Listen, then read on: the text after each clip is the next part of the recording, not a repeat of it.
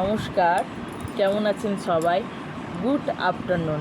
আশা করছি অনেক অনেক ভালো আছেন। তো আমার এই ছোট্ট চ্যানেলে আপনাদের সবাইকে স্বাগত। তো আমি এসে পড়েছি আপনাদের প্রতিদিনের মতো আজকে একটা টপিক বলবো বলে।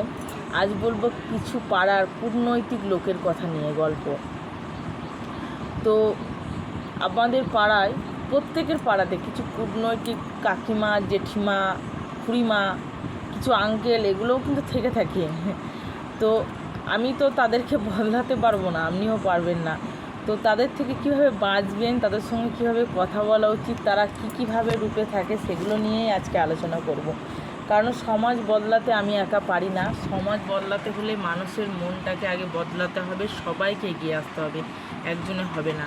তো দেখবেন, আপনি ধরুন একটা বাড়ির বউ, কোনো পাড়ার কূটনৈতিক কাকিমা সকাল থেকে এসে আপনার বাড়িতে বসে যাবে, তার কিন্তু বাড়িতে কোনো কাজকর্ম নেই। সে এসে ফার্স্টে কী করবে জানেন তো? আপনার আর আপনার শাশুড়ির ধরুন খুব ভালো সম্পর্ক, সেটা দেখে তার জ্বলবে, কারণ সে তার বউয়ের সঙ্গে ভালো সম্পর্ক করতে পারে না, কারণ তার মনটা তো কুটিল। তো সে এসে সে সম্পর্কটাকে প্রথমে ভাঙার চেষ্টা করবে। তো নানা রকম তার পরিবারের কথা তুলবে, আমার বউ এই করে না, আমার বউ ওই করে না, এটা করলে ভালো হতো, ওটা করতে ভালো হতো। এইসব কথাগুলো যখন তুলে ফেলবে, ধরুন আপনি কোনো ভুল করে ফেলেছেন, কিন্তু আপনার শাশুড়ি মা আপনাকে কিছু বলতে পারছে না, তাকে দেখে কিন্তু সেও সাহস পেয়ে যাবে।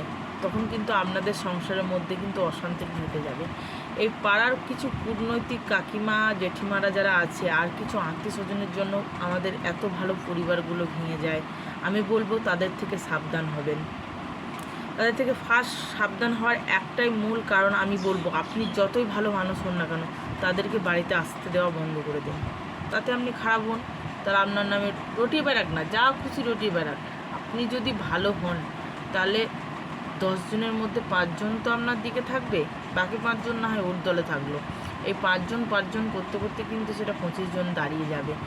তো তাদের আশা বন্ধ করে দিন। আর যদি বন্ধ না করতে পারেন, তাহলে একটা কথাই বলবো, তাদের সঙ্গে কম কথা বলুন, শোনার চেষ্টা করুন, বলার চেষ্টা করুন কম। কারণ আপনি তাদেরকে যতই উপদেশ দেবেন, তারা কিন্তু শুনবে না, তারা আপনার সংসারটাকে ভেঙে ছাড়বে।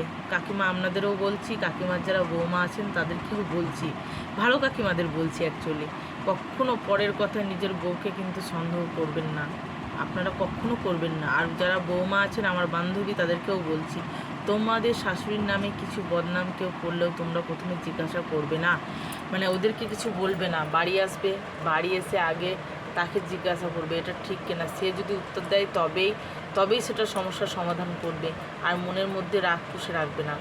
তো এই কূটনৈতিক চেনার উপায় দেখবেন কীরকম ধরনের লোক হয় এরা।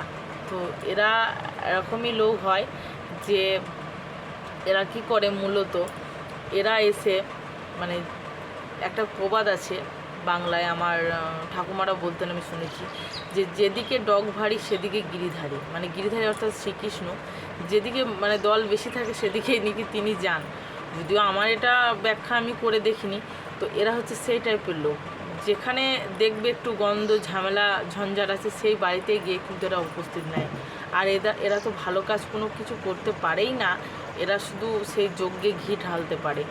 তা এদেরকে এটা কাঠের কাজটা, মানে ঘিয়ের কাজটা করে। তো এই ঘি দিয়ে আপনার ভাত খাওয়ার প্রয়োজন নেই, আপনি শুধু লেবু কেটে ভাত খাবেন, অনেক ভালো। লেবু টক হলেও শরীরের পক্ষে অনেক ভালো। এই ঘিগুলোকে আগে বাদ দিয়ে দেন, আমি বলছি, এই ঘিগুলোকে বাদ দিয়ে দিলে আপনার জীবন সহজ হবে। আর বেসিক্যালি মেয়েরা এরকম ধরনের কূটনৈতিক কেন হয় জানেন তো? এই কূটনৈতিক হয় তার একটা মূল কারণ আমি ভিডিওতে বলেছিলাম, যে আগেকার দিনে মেয়েরা সব কিছু পেত না। অনেকের বাড়িতে এত শাসন ব্যবস্থা এত করা ছিল যে তারা যেটা চাইতো সেটা তারা পেত না। তার ফলে না পেতে তাদের মনে একটা হিংসা, অহংকার জন্ম নেয়, আমি পাইনি, এটা কাউকে পেতে দেবো না। কিন্তু কাকিমা, আপনাদের মনে যে এত বিদ্বেষ কেন? আপনারা মনে করুন না, আমাদের সময় যেটা হয়নি সেটা এখন হোক না, কী আছে, হলে ক্ষতি কী আছে? আমরাও একটু দেখি, আনন্দ করি, সেই মনটা তো আপনাদের হবে না, কারণ পেটে শিক্ষা নেই। আবার কিছু কূটনৈতিক এখন আছে পেটে শিক্ষা নিয়ে এগুলো করে, এগুলোই আমার খুব খারাপ লাগে। যারা মূর্খ হয়, তারা যদি এগুলো কথাগুলো বলে, তাহলে কিন্তু মানা যায় যে ওদের পেটের মধ্যে তো শিক্ষা নেই। কিন্তু কিছু শিক্ষিত মানুষ হয়ে এগুলো করে, এগুলোই আমার খারাপ লাগে, যে শিক্ষার তাহলে দামটা কি থাকলো? তো এই ঘিগুলোকে আপনার সরিয়ে দেবেন। প্রথমত মূলত বাড়িতে ঢুকতে দেবেন না, আমি বলছি বাড়িতে ঢুকতে দেবেন না। আর যদি ঢুকতে দিতেই হয়, হয়তো বাড়িটা আপনার একার নয়, তাকে ঢুকতে তাকে সব সময় এড়িয়ে চলবেন, তাকে পাত্তাই দেবেন না। তাকে এমন বোঝাবেন যে সে না হলেও আপনার চলে যাবে, সে না হলেও আপনার চলে যাবে, এই কথাটা তাকে বুঝিয়ে দেবেন যে কোনো উপায়ে। দেখবেন আপনার দিকে আর সে বেশি কথা বলতে পারবে না। তো আজকে এতটুকুই, এখানে আমি আমার বক্তব্য মানে আমার এই ভিডিওটা শেষ করব। সবাই ভালো থাকবেন, সুস্থ থাকবেন, দেখা হবে আগামী পর্বে। তো থ্যাংক ইউ।